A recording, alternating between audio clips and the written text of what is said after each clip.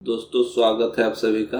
दोस्तों यह previous year question का पहला वीडियो है जिसमें हम 2024 में पूछे गए पॉलिटी के क्वेश्चन को डिस्कस करेंगे।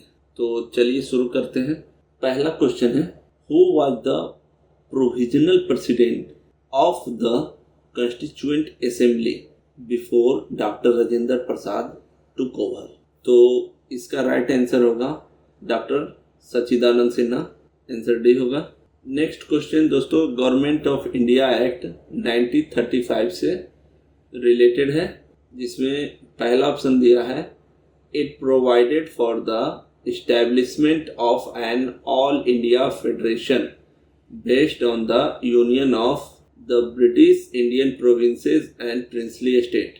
तो ये बात सच है दोस्तों, एक्ट 1935 में इसके बारे में बात की गई थी। दूसरा दिया हुआ है, defence and foreign affair were kept under the control of federal legislature.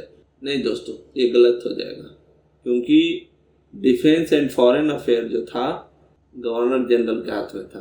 तो इस अनुसार ये दूसरा गलत हो जाता है। इसका राइट आंसर हो जाएगा ए।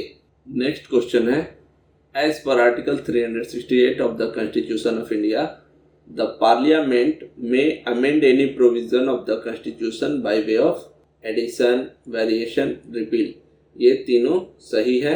किसी भी प्रोविजन को आर्टिकल 368 के अंतर्गत हम एडिशन, वेरिएशन एंड रिपील कर सकते हैं, इसलिए इसका राइट आंसर हो जाएगा D 1, 2, 3। Next question money bill के बारे में है। Which of the following statement are correct in respect of a money bill in the parliament.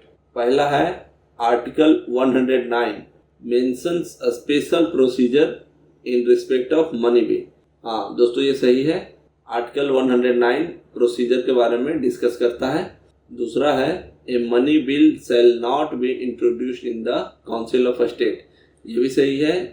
Money bill को हम लोकसभा में इंट्रोड्यूस करते हैं, ना कि राज्यसभा में।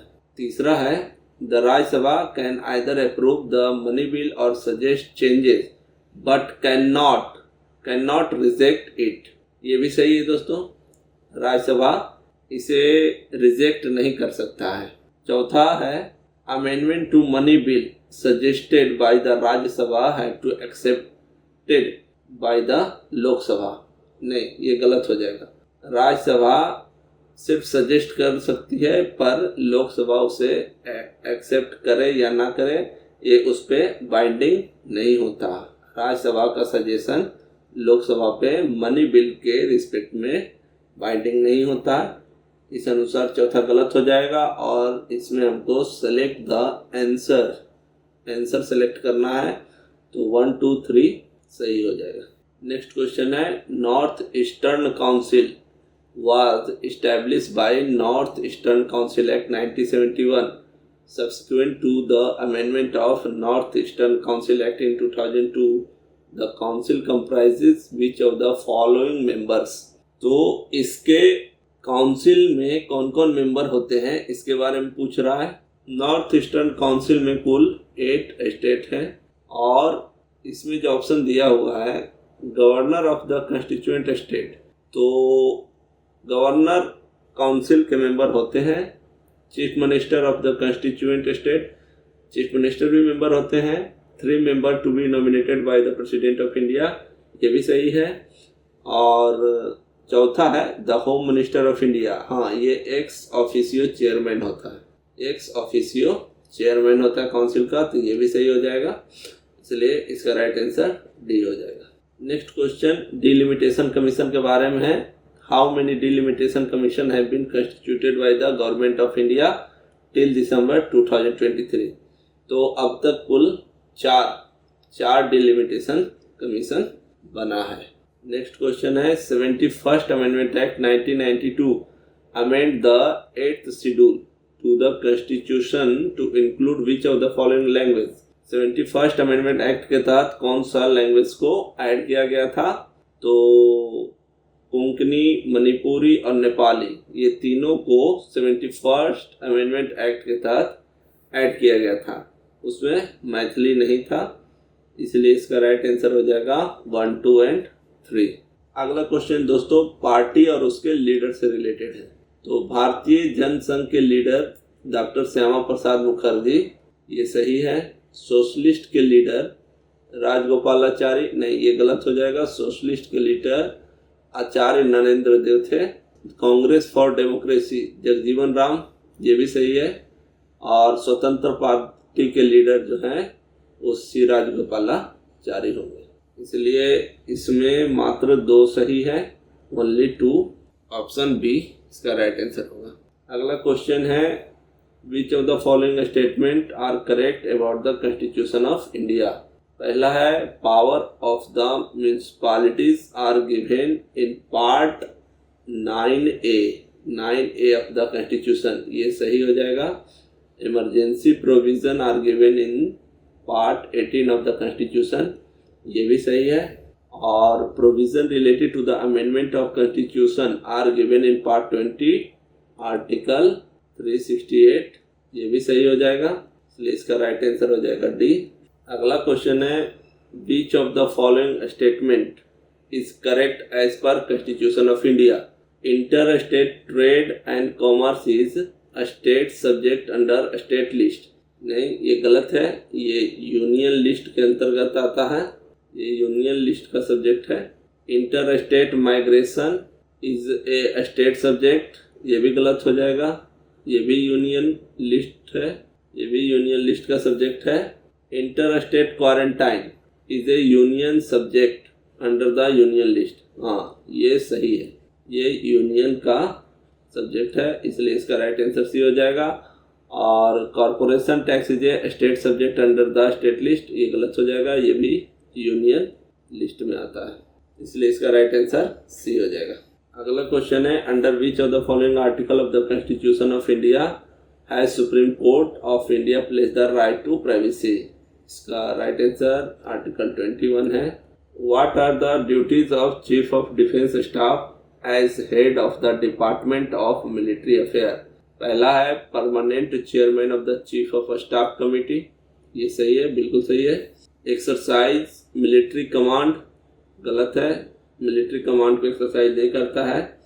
तीसरा है principal military adviser to defence minister on all tri services matter, हाँ ये सही है। ये एक प्रकार का एडवाइजरी बॉडी है, इसलिए इसका राइट आंसर हो जाएगा 1 and 3, ऑप्शन डी। अगला क्वेश्चन है operation undertaken by the army toward upliftment of local population in remote areas to include addressing their basic need. इसका राइट आंसर हो जाएगा C, operation Sadbhavana. Next question है which of the following statement about the ethics committee in Lok Sabha are correct. यहाँ correct पूछ रहा है। Initially it was an ad hoc committee, ये सही है। Only a member of Lok Sabha can make complaint related to unethical conduct of member of the Lok Sabha, ये गलत है। कोई भी पर्सन, एनी पर्सन कंप्लेन कर सकता है, ठीक है, बट उसे मेंबर ऑफ लोकसभा के थ्रू ये कंप्लेन करना होता है, पर कंप्लेंट कोई भी कर सकता है, इसलिए ये गलत हो जाएगा। तीसरा है this committee can not take up any matter which is sub judice, ये भी सही है। इस प्रकार इसका राइट आंसर हो जाएगा 1 and 3, answer C is the correct answer. Next question है writ of provision is an order issued by the Supreme Court और high court to government officer, गलत। Parliament legislative assembly to pass a bill on provision, गलत। The lower court prohibiting continuation of proceeding in a case, ये सही है। The government prohibiting it from following an unconstitutional policy, ये भी गलत है। इस प्रकार ए, बी और डी गलत हो जाएगा, right answer is C. Next question है consider the following statement, it is the governor of the state who recognize and declare any community of the state as scheduled tribe। नहीं, ये governor नहीं, ये president करते हैं, ये governor नहीं president करते हैं, इसलिए पहला गलत हो जाएगा। A community declare as scheduled tribe in a state need not be so in another state, हाँ ये सही है। जरूरी नहीं है कि कोई एक स्टेट में शेड्यूल्ड ट्राइब है तो वो अदर स्टेट में भी हो, तो इसका राइट आंसर हो जाएगा answer B. With reference to union budget consider the following statement. Union budget से रिलेटेड है। The union finance minister on behalf of the prime minister, नहीं गलत है, प्राइम मिनिस्टर ने president on behalf of president lays the annual financial statement before both the house of parliament. तो पहला गलत हो जाएगा। At the union level no demand for grant can be made except on the recommendation of president of India. इसमें हमको correct answer पूछ रहा है तो ओनली 2 हो जाएगा। Option number B is the correct answer. Next question है with reference to the speaker of the Lok Sabha consider the following statement. While any resolution for the removal of the Speaker of the Lok Sabha is under consideration, पहला है he she shall not preside, ये बिल्कुल सही है, वो preside नहीं कर सकता है। दूसरा है he she shall not have the right to speak, ये गलत है, उसको right to speak पे प्रतिबंध नहीं लगता है। He she shall not be entitled to vote on the resolution in the first instance, ये भी गलत हो जाएगा। तो इसका राइट आंसर ओनली 1 होगा। Option A is the correct answer. Next question है with reference to the Indian parliament consider the following statement. A bill pending in Lok Sabha lapse on its dissolution. जब लोकसभा डिसॉल्व होता है जो भी बिल पेंडिंग होते हैं वो लैप्स कर जाते हैं। दूसरा है a bill pass by the Lok Sabha and pending in the Rajya Sabha lapses on the dissolution of Lok Sabha, ये भी सही है। जब लोकसभा से पास होकर बिल राज्यसभा में जाता है और उसके बाद लोकसभा जब डिसॉल्व हो जाता है तो वो भी बिल लैप्स कर जाता है। तीसरा है a bill in regard to which the president of India notified his her intention to summon the houses to a joint sitting lapses on the dissolution of the Lok Sabha. नहीं, यह लैप्स नहीं करता है क्योंकि ये जॉइंट सिटिंग के लिए president द्वारा नोटिफाइड किया हुआ है, इसलिए ये बिल लैप्स नहीं करेगा। इसलिए इसका राइट आंसर हो जाएगा 1 and 2 only. Option B is the correct answer. Next question है with reference to the parliament of India consider the following statement. Prorogation of a house by the president of India does not require the advice of council of minister, ये भी गलत है। Council of minister का advice mandatory है president के लिए, बिना council of advice के ऐसा प्रेसिडेंट नहीं कर सकते हैं।